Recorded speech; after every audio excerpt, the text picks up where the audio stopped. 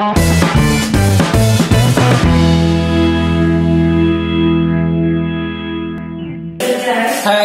Morning everyone, this is Nishant sir and आज मैं आप लोगों को जो है SST पढ़ाने वाला हूँ क्लास 5 का।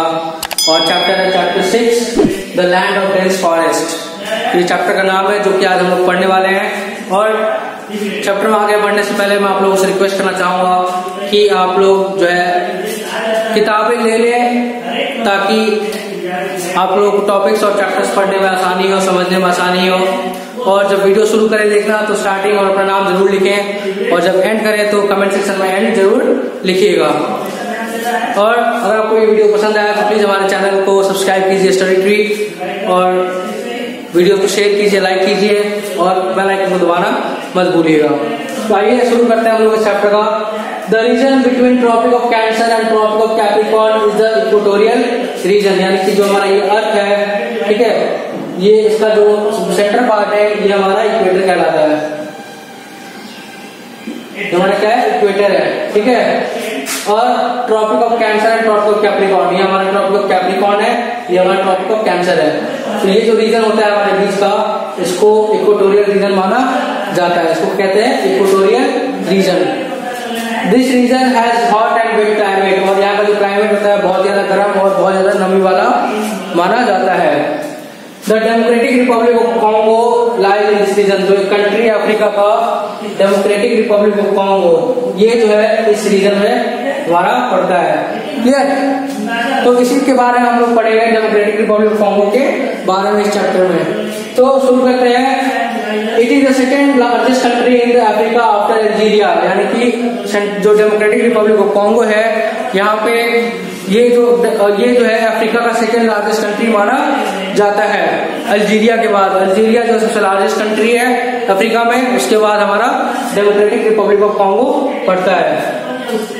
It has an area of about 23.5 square kilometres, यानी कि जो एरिया है हमारे DRC का, डेमोक्रेटिक रिपब्लिक ऑफ कॉन्गो का, वो कितना है? 23.5 लाख स्क्वायर किलोमीटर्स।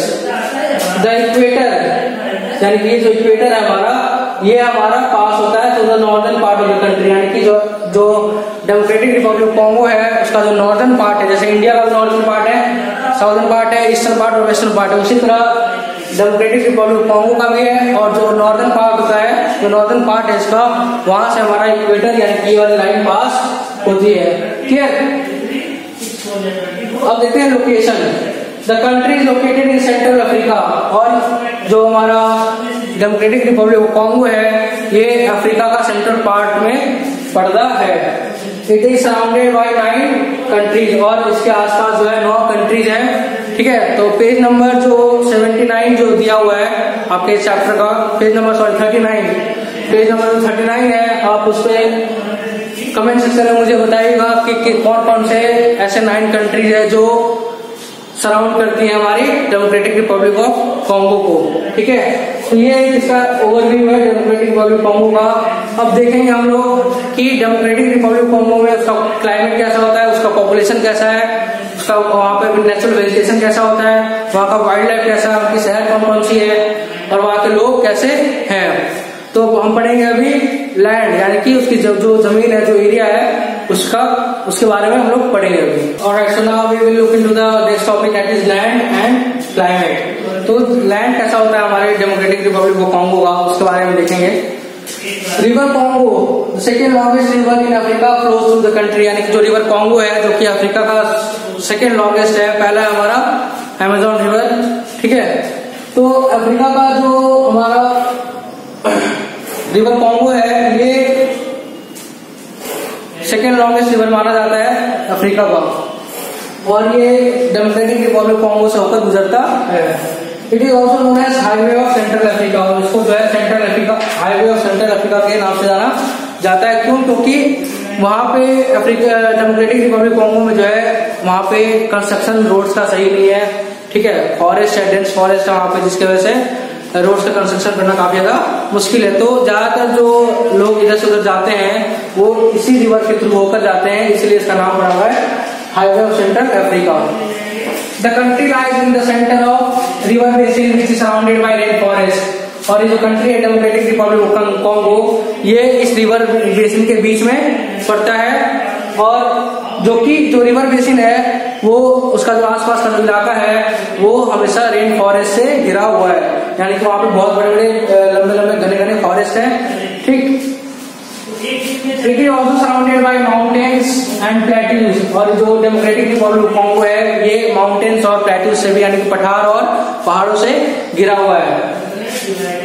रुवेंजोरी माउंटेन, जो रुवेंजोरी माउंटेन है ये हाईएस्ट पीक है हमारे डेमोक्रेटिक रिपब्लिक कॉन्गो का। वहां के जो माउंटेन्स है उसपे का जो हाईएस्ट पीक है वो हमारा है रुवेंजोरी माउंटेन्स। ठीक है, ये नॉर्थ ईस्ट में पड़ता है। सॉरी, माउंट मार्गरीटा जो है, जो रुवेंजोरी माउंटेन है, ये हमारा नॉर्थ ईस्ट वाले इलाके में पड़ता है, यानी कि डेमोक्रेटिक रिपब्लिक ऑफ कॉन्गो का जो नॉर्थ ईस्ट रीजन है वहां पे जो हमारा ये माउंटेन पड़ता है। और जो माउंट मार्गरीटा है, माउंट मार्गरीटा जो है ये हाईएस्ट पीक है वहां पे माउंटेन्स का। The country has 4 major lakes, और इस कंट्री में जो है 4 ऐसे बड़े बड़े झील हैं, Albert, Edward, Q and Tanganyika. ठीक है, 4 ऐसे मेजर लेक्स हैं जो कि डेमोक्रेटिक रिपब्लिक ऑफ कॉन्गो में है, और ये eastern part of the country में प्रेजेंट है, यानी कि जो ईस्ट पार्ट है कंट्री का, डीआरसी का, वहां पे 4 लेक प्रेजेंट हैं, और ये 4 मेजर लेक्स है वहां पे। नेक्स्ट हमारा क्लाइमेट, वहां पे क्लाइमेट कैसा है, क्योंकि जो हमारा डेमोक्रेटिक रिपब्लिक ऑफ कॉन्गो है ये सेंट्रल अफ्रीका का और ये इक्वेटोरियल रीजन में पड़ता है, तो यहाँ का जो क्लाइमेट है वो बहुत ज्यादा तुम्हारा कैसा है, इक्वेटोरियल क्लाइमेट है। ठीक है, इक्वेटोरियल क्लाइमेट मतलब वहां पे बहुत ज्यादा गर्मी और बहुत ज्यादा बारिश, नमी होती है वहां के वातावरण में, बारिश बहुत ज्यादा वहां पे देखी जाती है, यानी कि हॉट एंड वेट क्लाइमेट वहां पे पाया जाता है। It remains hot and rainy through out the year, और डीआरसी में जो है पूरे साल वहां पे गर्मी होती है और बारिश होती रहती है। ह्यूमिडिटी इज हाई, और जो ह्यूमिडिटी यानी कि नमी, यानी कि जो वातावरण, जो एटमॉस्फेयर में जो वाटर पेपर्स प्रेजेंट है बहुत ज्यादा प्रेजेंट होते हैं, और वहाँ काफी ज्यादा चिपचिपी वाली जो गर्मी जो हम लोग देखते हैं हमारे कंट्री में, वैसा ही मौसम वहां पे होता है। मॉर्निंग्स आर प्लेजेंट, मॉर्निंग जो है वहां पे ठीक ठाक होती है, तब स्मूथ प्लेजेंट होगा। नून में जो है टेम्परेचर बहुत ज्यादा हाई हो जाता है, यानी कि जैसे ही 10-11 बजता है वहां पर टेम्परेचर जो है धीरे धीरे हाई होने लग जाता है, और अल्टीमेटली अगर 1 बजे 2 बजे 3 बजे का अगर मौसम देखा जाए तो वहां पे बारिश होना शुरू हो जाता है। Evenings and nights are pleasant and cool, और वहां पे जो शाम और जो रातें होती है वो बहुत ही ज्यादा शानदार और बहुत मतलब ठंडे और ठंडा वाला थोड़ा इलाका हो जाता है। क्लियर, तो ये हमारे वहां का क्लाइमेट डीआरसी का। ठीक, कोई भी डाउट हो आप उससे कमेंट सेक्शन में जरूर पूछिएगा। नेक्स्ट देखते हैं हमारा वेजिटेशन और वाइल्ड लाइफ। ऑलराइट, सो देखते हैं हम लोग वेजिटेशन एंड वाइल्ड लाइफ के बारे में डेमोक्रेटिक रिपब्लिक ऑफ कॉन्गो का। Due to hot and humid regions, trees and plants grow very quickly. जहाँ पे हॉट एंड ह्यूमिड टाइप का क्लाइमेट होता है वहां पे जो है प्लांट्स और ट्रीज जो होते हैं बहुत ज्यादा जल्दी ग्रो करते हैं। Most of the trees are tall and form large canopy at the top, यानी कि ज्यादातर जो पेड़ है वहां जंगलों में वो बहुत ज्यादा लंबे और घने होते हैं, और टॉप पे देखोगे उन पेड़ों का कैनोपी बन जाता है, इस तरह का कैनोपी वहां पे देखा जाता है पेड़ों के टॉप पे। The forest remain green throughout the year and are called evergreen forest, और जो फॉरेस्ट होते हैं डेमोक्रेटिक रिपब्लिक ऑफ कॉन्गो का वो हमेशा पूरे साल जो है वहां पे वो ग्रीन रहते हैं और घने रहते हैं, जिसकी वजह से उनको एवरग्रीन फॉरेस्ट कहा जाता है। This forest are so dense that it is difficult to pass through them, और ये जो फॉरेस्ट होते हैं बहुत ज्यादा घने होते हैं जिसकी वजह से वहां से पास करना बहुत ज्यादा मुश्किल हो जाता है। क्लियर, और यही कारण है कि वहां पे कंस्ट्रक्शन करना भी बहुत ज्यादा मुश्किल का काम माना जाता है। अब देखते हैं वाइल्ड लाइफ कि कौन कौन से वहां पे जानवर जो है पाए जाते हैं। Forest are rich in wildlife, यानी कि वहां के जो फॉरेस्ट है वहां पे वाइल्ड लाइफ बहुत ज्यादा देखा जाता है, वहां पे एनिमल जो है बहुत ज्यादा पाए जाते हैं उनके फॉरेस्ट में। Chimpanzees, gorillas, monkeys and baboons are found here. तो जो फॉरेस्ट होते हैं, जो बड़े बड़े जो घने घने जंगल है वहां पे जो पेड़ है वहां पे ज्यादा चिंपैंजीज, गोरिल्लाज, मंकी और बबून्स पाया जाता है। Marshy lands are home to hippopotamus, rhinoceros and elephant, यानी कि वहां पे जो कीचड़ वाले इलाके हैं वहां पे ज्यादातर हिप्पोपोटामस, राइनोसोर्स और एलिफेंट्स पाया जाता है। The rivers and lakes are full of crocodiles, alligators and fish, और जो वहां पे रिवर्स हैं, जो वहां पे छोटे मोटे वहां पे ज्यादातर तुम्हारे एलिगेटर्स पाए जाएंगे, क्रोकोडाइल्स और फिश वहां पाया जाता है। Lions, cheetah, hyenas, giraffe and buffaloes are lives in grasslands, यानी कि वहां पे जो घास वाली जमीनें हैं वहां पे ज्यादातर तुम्हारे लायंस पाए जाएंगे, चीता मिलेंगी, हाइनास, जिराफ और बफेलो जो है वहां के जो घास वाले मैदान है वहां पे पाए जाते हैं। Ducks, owls and eagles are some birds found here, और वहां पे डक्स, ईगल्स और आउल्स ज्यादातर वहां पे पाए जाते हैं। तो ये हमारा वाइल्ड लाइफ और वेजिटेशन, ठीक है। तो आइए देखते हैं हम लोग नेक्स्ट हमारा इकोनॉमिक रिसोर्सेज और वहां के जो पीपल है वहां पे कैसे होते हैं। और एक तो इकोनॉमिक रिसोर्सेज देखते हैं हमारे डीआरसी का क्या क्या इकोनॉमिक रिसोर्सेज है। देखो फार्मिंग जो है, खेती जो है मेन ऑक्यूपेशन माना जाता है। फॉरेस्ट्री यानी कि फॉरेस्ट से फल चुनना, बीनना, लकड़ियां चुनना आदि ये सब भी काम है। फिशिंग करना, मछलियों का पालन करना, और लाइव स्टॉक यानी कि जानवरों को चराना। वहां पे जो है जैसे जानवरों को चराना और जानवरों को पालना, डोमेस्टिक एनिमल जैसे गाय हो गया, बकरी हो गया, उन सब का पालना जो है ये लोग करते हैं। तो ये सब भी जो है वहां पे अदर ऑक्यूपेशंस में गिने जाते हैं। The main food crops cultivated are rice, maize and cassava, यानी कि जो मेन फूड क्रॉप्स वहां पे ग्रो किए जाते हैं वो हमारा चावल, मेज, मक्का और कसावा। तो ये तीन चीजें जो है वहां पे ग्रो किए जाते हैं। Farmers also grow cash crop such as cocoa, coffee, tea, tobacco, cotton, rubber and oil seeds, oil palm, यानी कि फूड क्रॉप्स के अलावा जो कैश क्रॉप्स होते हैं जिससे कमर्शियली जिसका यूज किया जाता है, जिससे पैसा आता है, वो होता तुम्हारा कोकोआ हो गया, कॉफी हो गया, टी हो गया, टोबैको हो गया, कॉटन हो गया और रबर एंड ऑयल पाम। इन सब चीजों का भी जो है वहां पे कैश क्रॉप्स के तौर पे उगाया जाता है, इसकी भी फार्मिंग की जाती है। These are exported to other countries, और ये जो कैश क्रॉप्स हैं ये दूसरे कंट्रीज में भेजे जाते हैं ताकि वहां से कुछ इनकम आ सके। The country is rich in minerals also, और जो कंट्री हमारा डीआरसी, यहाँ पे बहुत ज्यादातर मिनरल्स पाए जाते हैं। Gold, cobalt, copper, cadmium, petroleum, diamond, silver, zinc, manganese, tin, iron और बॉक्साइट और कोल, ये सब जो है मिनरल्स यहाँ पे पाए जाते हैं। These minerals are also exported, और इन सारे मिनरल्स को भी जो है एक्सपोर्ट किया जाता है ताकि बाहर देश से इस देश में इनकम आ सके और यहाँ पे डेवलपमेंट का काम किया जा सके। Most industries are based on agriculture raw materials, और यहाँ की जो इंडस्ट्रीज है, यहाँ पे इंडस्ट्रीज जो है, मतलब इंडस्ट्रीज यहाँ पे वेल डेवलप नहीं है, यानी कि बहुत ज्यादा डेवलप्ड इंडस्ट्रीज यहाँ पे नहीं देखी जाती है। जो इंडस्ट्रीज है वहाँ पे छोटे मोटे, वो ज्यादातर एग्रीकल्चर का जो रॉ मटेरियल्स होता है, जैसे चावल, जैसे जो चावल की खेती होती है, जो कसावा की खेती होती है, जो मेज की खेती होती है, उससे एग्रीकल्चर प्रोडक्ट्स बनाया जाता है। Some products such as shoes and textiles are also situated in cities, यानी कि जो इंडस्ट्रीज है उसको शूज की, लेदर की या फिर कपड़ों की इंडस्ट्री जो है वो ज्यादातर तुम्हारे डेमोक्रेटिक रिपब्लिक ऑफ कॉन्गो के शहर में पाए जाते हैं। क्लियर? तो ये सब इकोनॉमिक एक्टिविटी जो है वहां पे लोग करते हैं, और ये सब मिनरल्स और जो कैश क्रॉप्स है वहां पे उगाया जाता है ताकि इनको बाहर देश में भेज सके और वहां से कुछ इनकम इस देश के लिए आ सके और यहाँ पे डेवलपमेंट का काम किया जा सके। तो ये था तुम्हारा इकोनॉमिक रिसोर्सेज। आइए देखते हैं लाइफ ऑफ द पीपल, वहां पे कैसे लोग होते हैं, किस तरह के लोग रहते हैं वहां पे। और एक तो इकोनॉमिक रिसोर्सेज देखते हैं हमारे डीआरसी का क्या क्या इकोनॉमिक रिसोर्सेज है। देखो फार्मिंग जो है, खेती जो है वहां पे मेन ऑक्यूपेशन माना जाता है। फॉरेस्ट्री यानी कि फॉरेस्ट से फल चुनना, बीनना, लकड़ियां चुनना आदि ये सब भी काम है।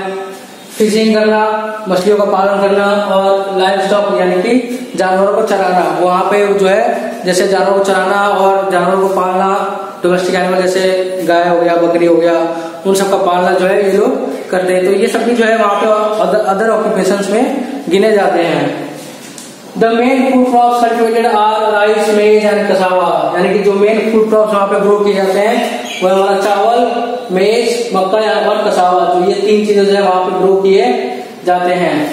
Farmers also grow cash crop such as cocoa, coffee, tea, tobacco, cotton, rubber and oil seeds, oil palm, यानी कि फूड क्रॉप्स के अलावा जो कैश क्रॉप्स होते हैं जिससे कमर्शियली जिसका यूज किया जाता है, जिससे पैसा आता है, वो होता तुम्हारा कोकोआ हो गया, कॉफी हो गया, टी हो गया, टोबैको हो गया, कॉटन हो गया और रबर एंड ऑयल पाम। इन सब चीजों का भी जो है वहां पे कैश क्रॉप्स के तौर पे उगाया जाता है, इसकी भी फार्मिंग की जाती है। These are exported to other countries, और ये जो कैश क्रॉप्स हैं ये दूसरे कंट्रीज में भेजे जाते हैं ताकि वहां से कुछ इनकम आ सके।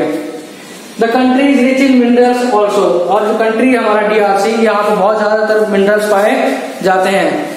Gold, cobalt, copper, cadmium, petroleum, diamond, silver, zinc, manganese, tin, iron और बॉक्साइट और कोल, ये सब जो है मिनरल्स यहाँ पे पाए जाते हैं। These minerals are also exported, और इन सारे मिनरल्स को भी जो है एक्सपोर्ट किया जाता है ताकि बाहर देश से इस देश में इनकम आ सके और यहाँ पे डेवलपमेंट का काम किया जा सके। Most industries are based on agriculture raw materials, और यहाँ पे जो इंडस्ट्रीज है यहाँ पे इंडस्ट्री जो है मतलब इंडस्ट्रीज यहाँ पे वेल डेवलप नहीं है, यानी कि बहुत ज्यादा डेवलप्ड इंडस्ट्रीज यहाँ पे नहीं देखी जाती है। जो इंडस्ट्रीज है वहाँ पे छोटे मोटे वो ज्यादातर एग्रीकल्चर का जो रॉ मटेरियल्स होता है, जैसे चावल, जैसे जो चावल की खेती होती है, जो कसावा की खेती होती है, जो मेज की खेती होती है, उससे एग्रीकल्चर प्रोडक्ट्स बनाया जाता है। Some products such as shoes and textiles are also situated in cities, यानी कि जो इंडस्ट्रीज है कुछ शूज की, लेदर की या फिर कपड़ों की इंडस्ट्री जो है वो ज्यादातर तुम्हारे डेमोक्रेटिक रिपब्लिक ऑफ कॉन्गो के शहर में पाए जाते हैं। क्लियर? तो ये सब इकोनॉमिक एक्टिविटी जो है वहां पे लोग करते हैं, और ये सब मिनरल्स और जो कैश क्रॉप्स है वहां पे उगाया जाता है ताकि इनको बाहर देश में भेज सके और वहां से कुछ इनकम इस देश के लिए आ सके और यहाँ पे डेवलपमेंट का काम किया जा सके। तो ये था तुम्हारा इकोनॉमिक रिसोर्सेज। आइए देखते हैं लाइफ ऑफ द पीपल, वहां पे कैसे लोग होते हैं, किस तरह के लोग रहते हैं वहां पे। और so now we will look into the next topic, that is life of the people, यानी कि जो डेमोक्रेटिक रिपब्लिक ऑफ कॉन्गो है वहां की लाइफ स्टाइल कैसे होती है लोगों की।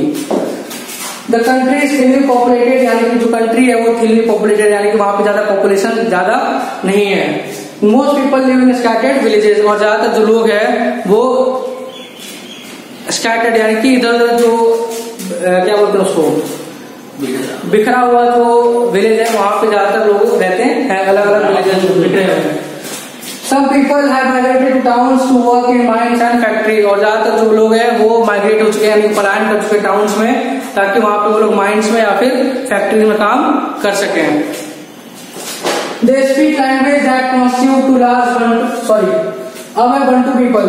The Bantu people constitute majority of the population, यानी कि वहाँ की जो पॉपुलेशन है वहाँ का जो ट्राइब है उसको हम लोग बंटू ट्राइब ऑफ पीपल कहते हैं, ठीक है। और ज्यादातर पॉपुलेशन जो है DRC की वो बंटू ट्राइब के पीपल की है वहाँ पे। They are tall and have curly hair, और जो वहाँ के बंटू जो लोग होते हैं उनके वो बहुत ज्यादा लंबे और उनके जो बाल होते हैं बहुत ज्यादा घुंघरैले बाल वहां उनके देखे जाते हैं। They speak language that constitute to large Bantu language group, और जो भाषा है वो बोलते हैं वो भाषा है जो बंटू ग्रुप की जो भाषा है उन्हीं का इस्तेमाल वो लोग करते हैं बातचीत करने के लिए। This people follow traditional life style, और उनका जो पहले का जो रीति रिवाज जो चला हुआ आ रहा है उसी तरह की लाइफ स्टाइल वो लोग जीते हैं। They enjoy dance and music on special occasions, और वो लोग डांस और म्यूजिक ज्यादा पसंद करते हैं स्पेशल ओकेजन्स पे, या फिर जैसे कोई फंक्शन हो गया या शादी हो गया तो उसपे वो लोग डांस और म्यूजिक ज्यादातर वो लोग पसंद करते हैं। फंक्शंस हो गए, फेस्टिवल्स हो गए। और दूसरे जो है जो दूसरे जाति के लोग हैं वो पिग्मीज है। तो दो जाति के यहाँ पे लोग रहते हैं, एक तो बंटू जाति के लोग और दूसरे पिग्मीज। तो पिग्मीज जो है वो ओरिजिनल इनहेबिटेंट्स माने जाते हैं, यानी कि जो शुरू से जो DRC का फाउंडेशन जो वो सेटअप किया जो शुरू हुआ था तो स्थापित हुआ था उसी समय से जो है पिग्मीज लोग वहां पे शुरू से ही रहते आए हैं। The pygmies are original inhabitants of the country, यानी कि जो है original inhabitants माने जाते हैं इस कंट्री के। They are known as बम्बूती, और उनको जो है बम्बूती कहा जाता है, ठीक है। लिखते हैं हम लोग बम्बूती बट पढ़ते हैं उसको मबूती, क्लियर। तो बम्बूती जो हमको कहा जाता है पिग्मीज के जो ओरिजिनल इनहैबिटेंट्स थे, यहाँ के रहने वाले जो लोग थे। They are very short, less than 150 centimetre tall, और जो पिग्मीज जो लोग होते हैं ये बहुत ही छोटे हाइट के लोग होते हैं, यानी कि 150 सेंटीमीटर से भी कम हाइट के लोग ये होते हैं। This pygmies lived in forest by hunting and gathering food, और ये जो पिग्मीज है जो जब यूरोपियंस इस कंट्री में आए थे तो उन्होंने जो है पिग्मीज को वहां से भगा के जंगलों में भगा दिया था, और वहां पे जो है पिग्मीज जो लोग हैं वहां पे हंटिंग करके और जंगलों से चुन बीन कर जो है जो सामानें होती है वहां से वो लोग अपना गुजारा वहां से करते हैं। तो ये था तुम्हारा life style of the people, जो लाइफ स्टाइल वहाँ के लोग जो जीते हैं। और दो वहाँ पे कम्युनिटी है, एक तो तुम्हारे पिग्मीज जो कि ओरिजिनल इनहैबिटेंट्स हैं, और तुम्हारे एक है बंटू ग्रुप जो कि बहुत टॉल और कर्ली हेयर्स वाले लोग माने जाते हैं। ठीक है, तो आई होप यहाँ तक आपको क्लियर हो गया वो टॉपिक्स। ठीक है, आपको कोई भी दिक्कत हो आप कमेंट सेक्शन में मुझसे पूछ सकते हैं। नेक्स्ट हमारा टॉपिक है ट्रांसपोर्ट और सिटीज।